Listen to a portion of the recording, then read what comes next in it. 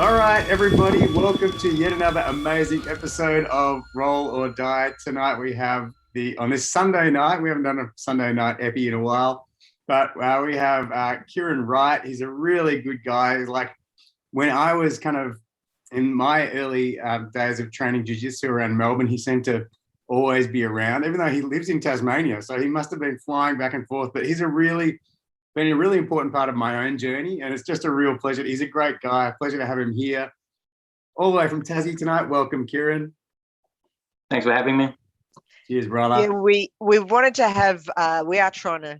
No shame here to admit we are trying to grow the podcast around Australia. So we want to get people from different states. So Anton and I were discussing that we haven't had anyone on from Tassie before. So yeah, want to make you a part as well. You speak to one of us, you've spoken to us all. So yeah, that's right. You are the whole jiu-jitsu community in Tasmania, brother. Well, at the moment, I feel like it. So Kung Fu Panda. Hey, can we talk about that actually? Because yeah, obviously there's heaps we can talk about, but you've had quite a weight difference, like a weight loss experience, yeah, about 4 or 5 years ago. Yes, kind of. Yeah. So what was the story behind that? Because that was amazing. You lost like how many kilos over how long? Well, I'll say the story. I'll say the weight where I was. Yeah. So I've always been the fat kid. Got into jiu-jitsu when I was quite young, and straight away I was the biggest guy on the mat, and I was about 120, 130 kilos, and stayed that way for quite a while.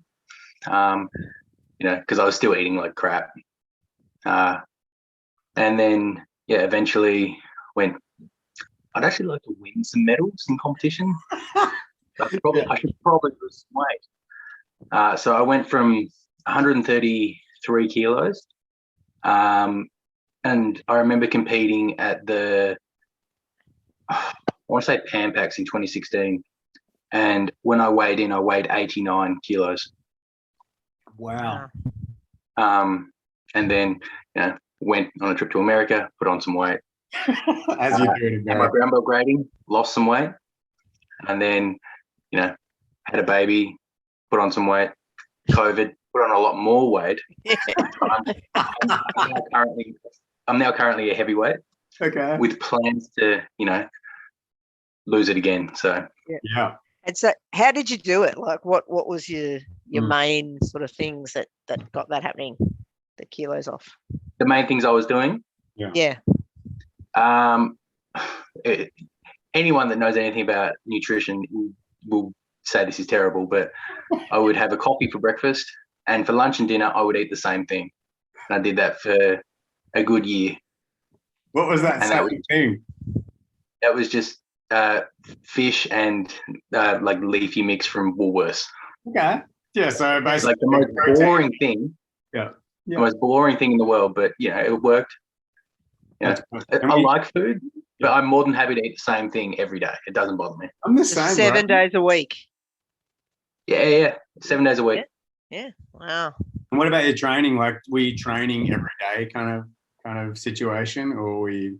Yeah, every day, or when I could. Like, if I had work, then I'd miss a session. But and then if I missed a session, I was just grumpy.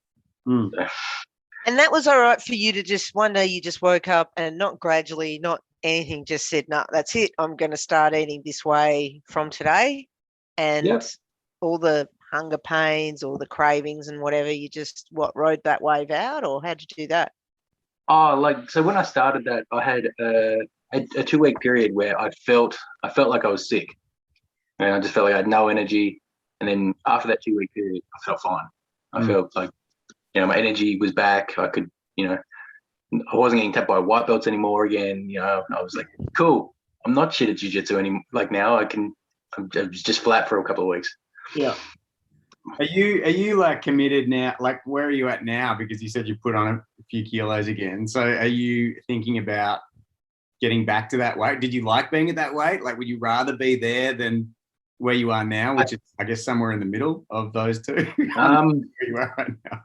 So Anton, you're pretty familiar with like my style of jiu-jitsu. Yeah, it's awesome. It's like very athletic. I don't know how you do it. It's like so. I know the kind of weight range I have to be in for me to do that. At the moment, I'm rolling like a typical heavyweight. Yeah. Okay. Yeah. Get on top and just pray to God I don't get swept.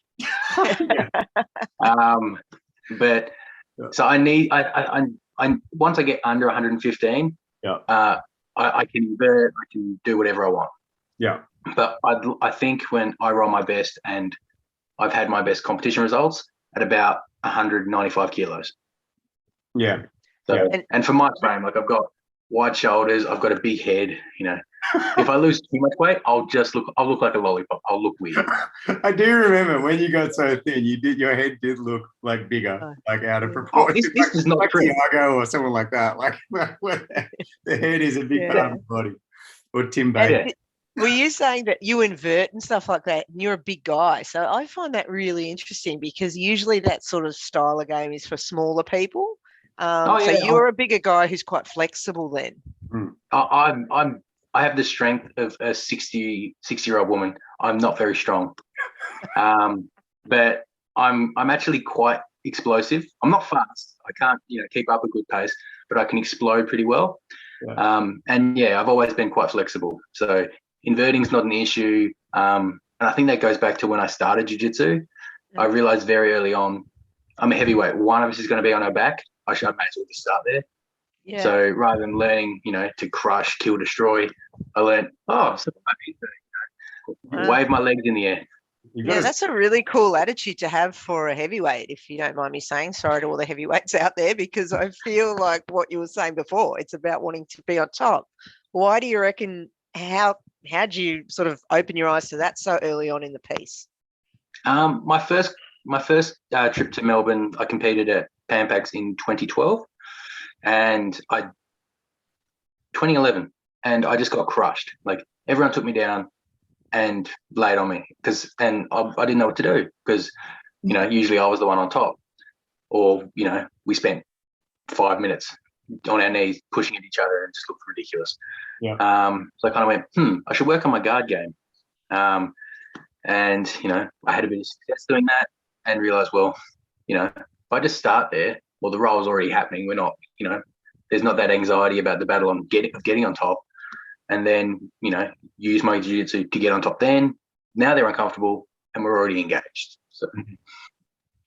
Well, I've noticed, I was watching your match from the weekend. Like, you posted, you were in a comp on March 29, and I hope you don't mind, I was just going to bring it up on the screen. Like, is it okay for me to just bring a little bit of it up just to show people what a Tassie comp looks like more than anything else? Sure. Yeah, cool. Okay. I'm trying to think what match it might be.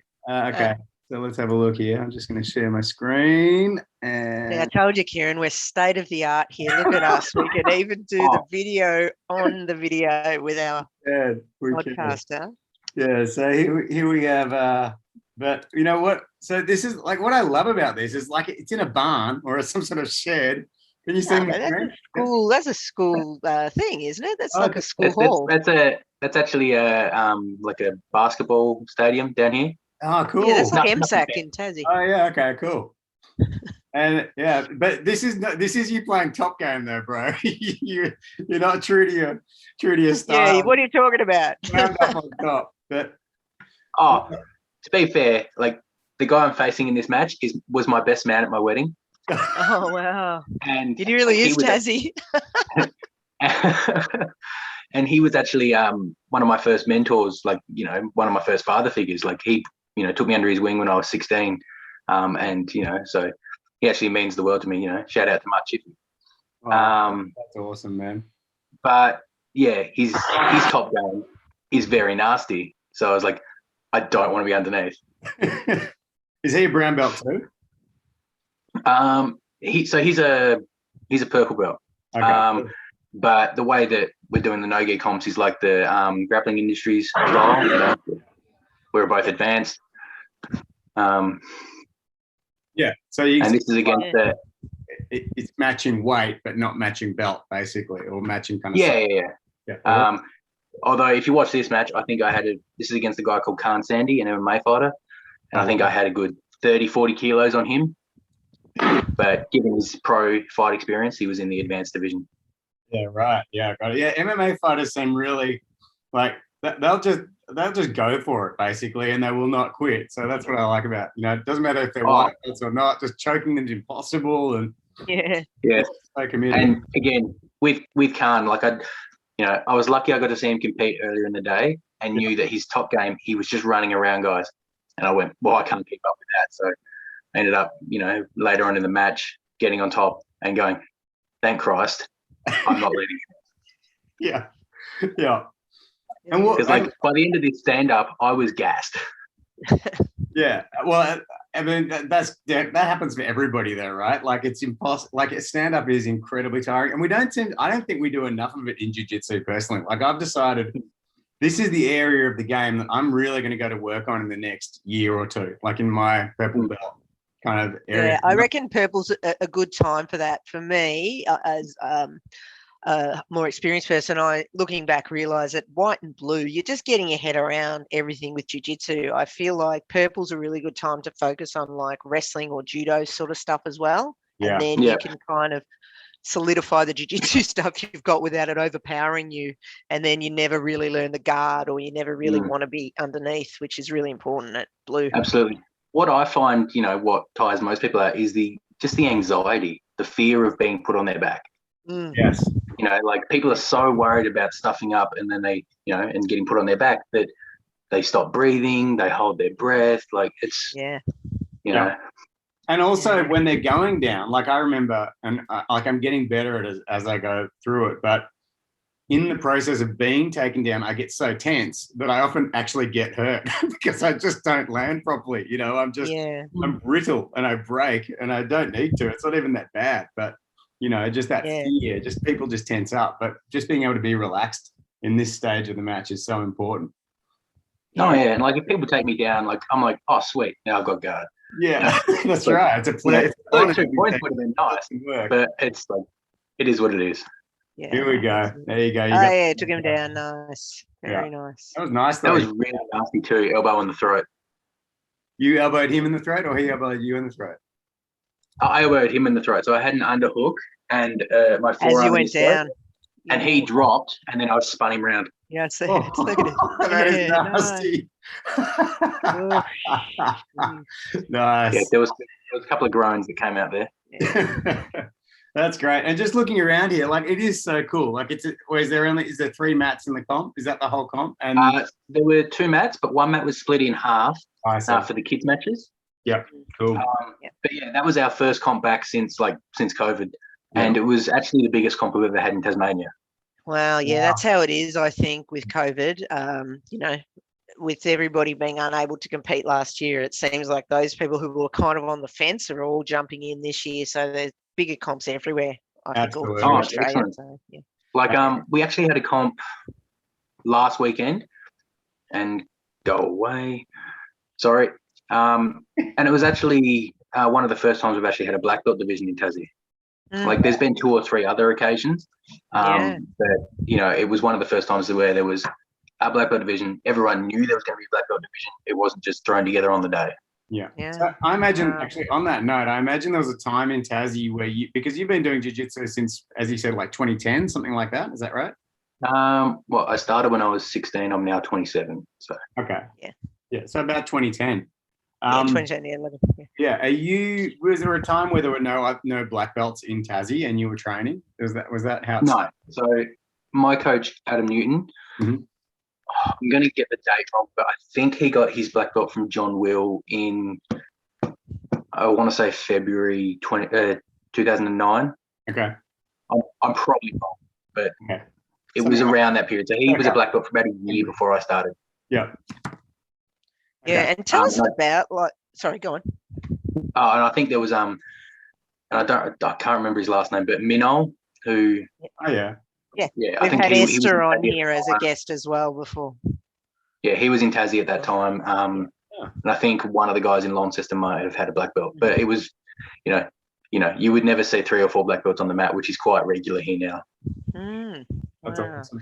Yeah, so you're in Hobart. Like, how many clubs would there be in Hobart? And then, like, the other main towns, Launceston, and maybe Yeah, a few so- other smaller towns around? I was in Hobart.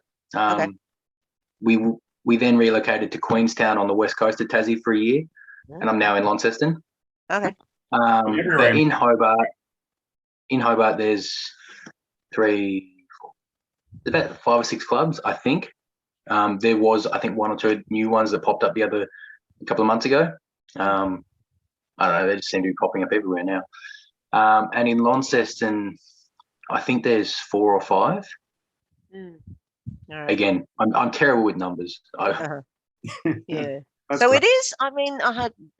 It's all right for me to say. It seems like it is probably a little bit its infancy of a size of jiu-jitsu within the state, sort of thing. Oh, I feel. absolutely. I don't know, or is that relative to population, or I don't know, but because we would have obviously many more here in Melbourne, but even.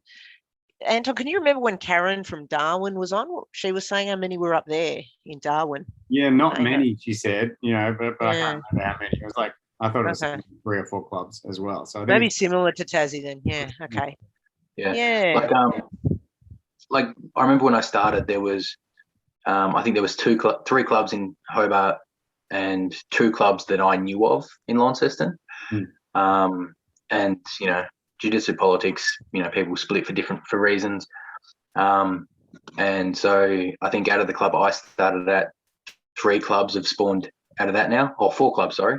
The club where my coach trains, Surreal Martial Arts Academy and Hobart Martial Arts Academy, and then there was 2 others out of that. There's a 10th Planet crew down there now. They've got a very solid crew, and then there's a couple of others which you know about, but you don't really see that often. Like they're further down competitive south. clubs. Some people training jiu-jitsu, but not to compete style. Jiu-jitsu clubs. Competing's not for everyone. Ah, Some people think it is. Like if you want to be a legit black belt or a legit, jiu-jitsu practitioner, you have to compete. That's ridiculous. Yeah, I agree. Yeah, definitely. A club needs both, actually, I've found as well. Like it really, not needs, it's great when a club has both, I think. Yeah. Yeah. You've got, because, especially when you've got, competitors that are higher belts and, people that do it for the love of the love of the art that are higher belts, because the new guys coming in can see the different, Pathways. the different paths to follow. Yeah. So how did you find jiu-jitsu? Because it wasn't very popular. It was in Tasmania. You didn't, you seemed to go back and forth to Melbourne a lot.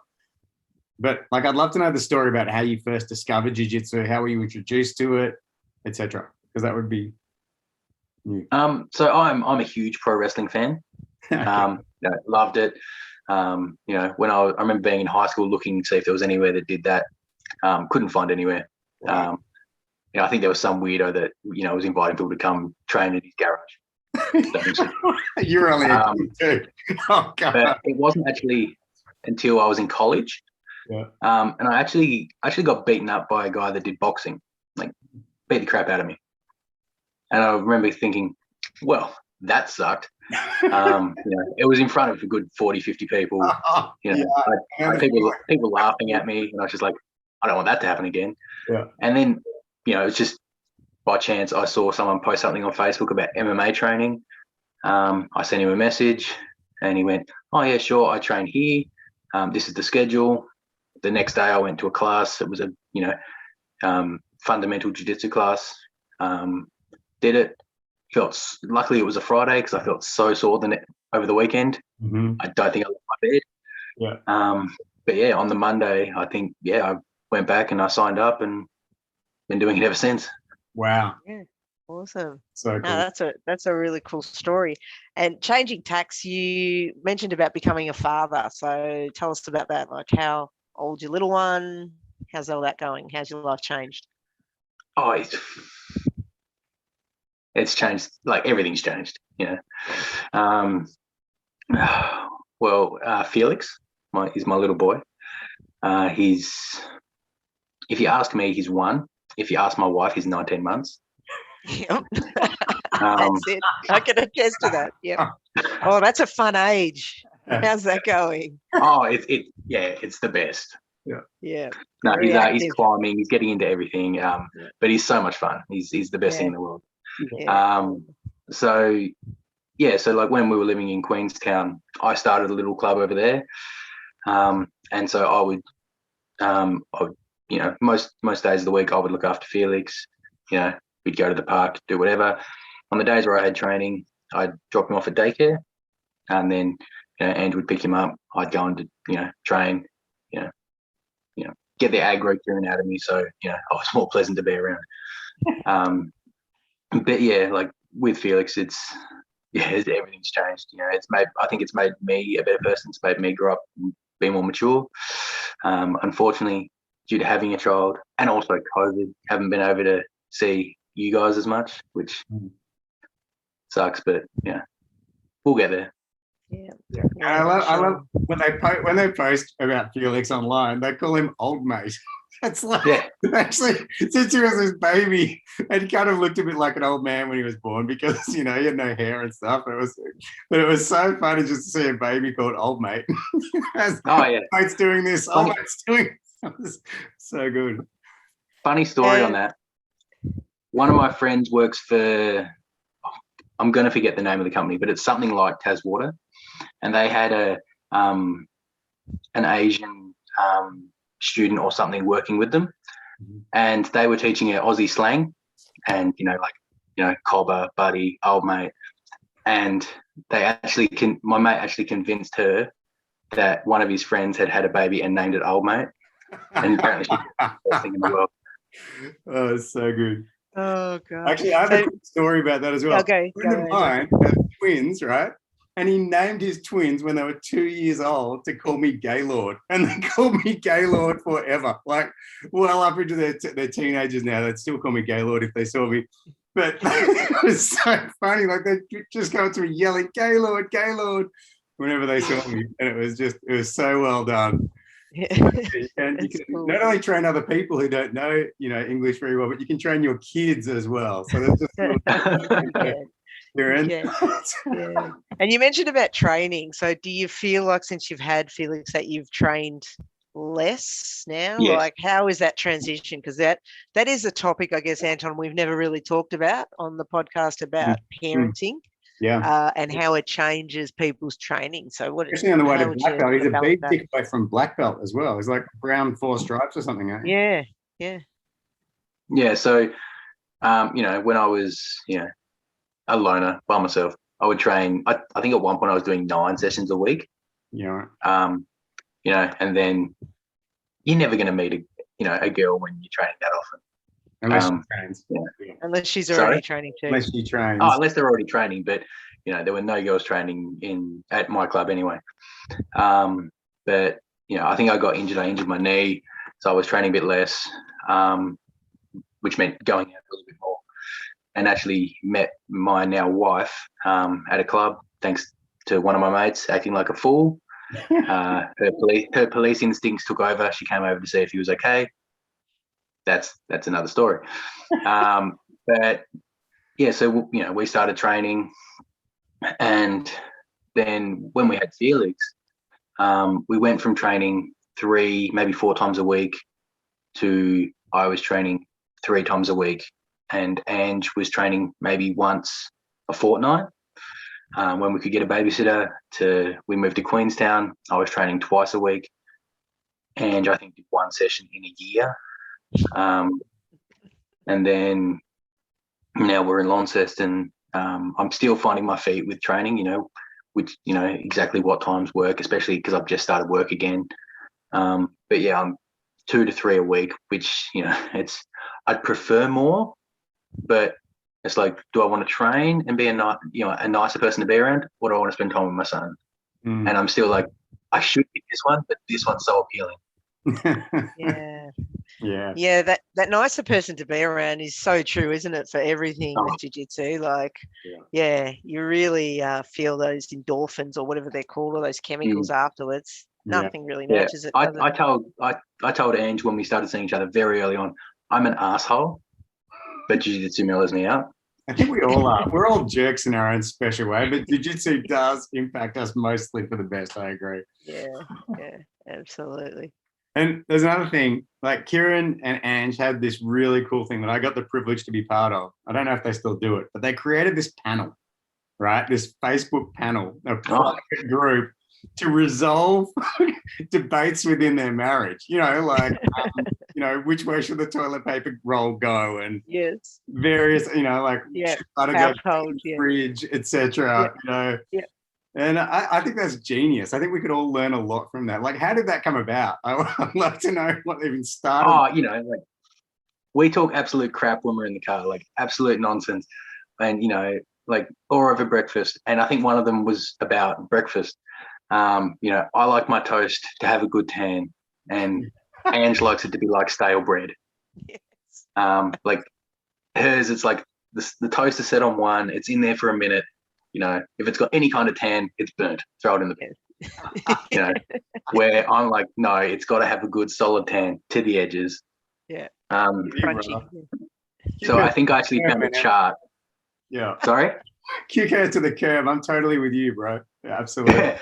So I think I actually found a chart and put that in the group. And just kind of asked, non-biased, like we didn't say I prefer this, Ange prefers this. What do you guys think? It was, how do you guys like your toast cooked? This to this. Yeah. And I'm pretty sure I won that one. Absolutely. What's another example? What was another one? Another one was with a toothbrush. You get a toothbrush, you put the toothpaste on it. Whether or not you wet the toothbrush before you brush your teeth. Oh, there you go. Yes. Or just straight in. I'm a no. I'm just straight in. I believe I wet. Do you? Yeah, I like to wet it before. Yeah, see, Ange likes to wet the toothbrush. I don't. Yes. And it was, you're weird. No, I'm not weird. You're weird. Yeah. So, man, lose that zero, get yourself a hero, buddy. Because, like, I'm totally yet again. And then when you do that, would the other party agree to it and go, okay, the masses have spoken, I'll have to change my ways? Oh, you didn't have to change your ways. You just knew you were wrong. Oh, all right. That's words. Oh, God. So good. Yes. So good. Yeah. Well, I think we're about out of time, I think. We are, except one more thing. Actually, if I share my screen, hopefully I've still got it. I still got it. Yeah, I do. So there's another thing that Kieryn did, which was really, really cool. Desktop 2. Okay, let's do that. So we had this charity event. And Kieryn flew from Tasmania to show up at this event. We did, it was called the BJJ Superhero Throwdown. And Kieryn was Bane. He was Bane. Can you see my screen? Okay, yeah. Yeah, but it's just got the Zoom demo guy on. Doesn't have anything. I've shared the wrong screen. Oh my God. We're falling apart. This is what I'm talking about. Quality, Kieryn. I told you we're going to get that Joe Rogan money with a production like this, Anton. Oh, man. That's right. Kieryn was Bane. We did all these pre-fight clips. And then we had on the, so that was him there. We shot these mini clips of all of the fighters. And who else who did you go up against? Can you remember who you were? I went up against Neil as Wolverine. Oh, Neil was Wolverine. I wish he was on the show tonight. That would have been so good. But yeah, it was really fun. We had, it kind of looked like this on the day. Oh yeah, there you go. Yeah. Yeah, we can. And it was just a really fun day. We raised a lot of money and raised a lot of awareness for Heart Kids. But I really wanted to thank you for that, because that was it was a big deal to me. But it obviously made a lot of difference to these little Heart Kids running around and all of those people as well. So no, it was awesome. It was great fun. Awesome, man. I just hated the fact that the announcer pointed out that my mask had come off and I couldn't breathe. So I had to kind of let Neil finish the choke.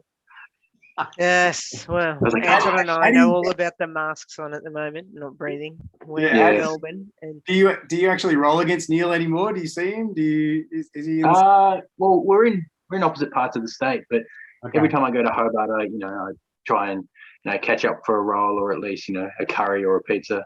Yeah. But yeah, we check in with each other every now and then. That's good. Yeah, you guys are kind of peas in a pod for a while there, because you were kind of backing and forth into Tassie all the time, and yeah, it's a good finish. Yeah.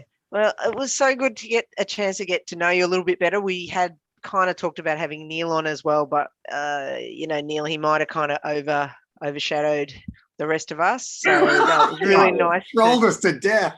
That's really between him and Anton, we wouldn't have got a word in. Yeah, so it's been good to get to know you. And like I said, Tassie represents. So I don't know how many people down there are listening to us, but hopefully we could get a few more. So if you could share it or whatever, we're on, what are we on now? We've got a YouTube channel, we've got Instagram, we're on Facebook, we've got iTunes, Spotify, all the places. So we are cooking. Everything. Yeah.